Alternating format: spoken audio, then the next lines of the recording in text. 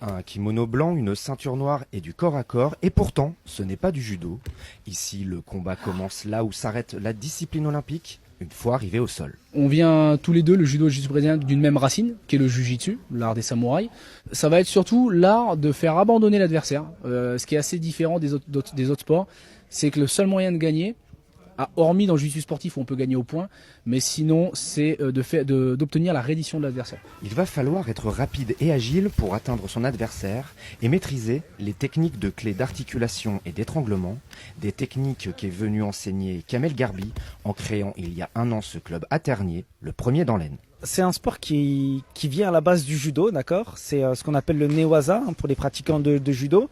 Sauf qu'on a commencé à développer un style qui est complètement différent parce qu'on voulait donner la possibilité au plus faible de battre le plus fort. Et donc, on retransmet ça dans la façon de tourner, dans la façon de s'entraîner pour pouvoir adapter notre jeu à la personne qu'on a en face. Arrivé en France dans les années 90, la pratique est en plein essor. Pas de conditions particulières pour la pratique, si ce n'est un bon état d'esprit et de l'assiduité. On ouvre un cours adolescent, 9 ans, 14 ans. Alors c'est une grande nouveauté aussi, puisque aujourd'hui on a principalement que des adultes et une population très fortement masculine. Il y a une ou deux filles qui viennent.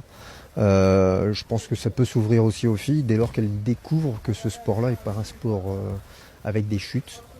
C'est souvent ça qui les empêche de venir.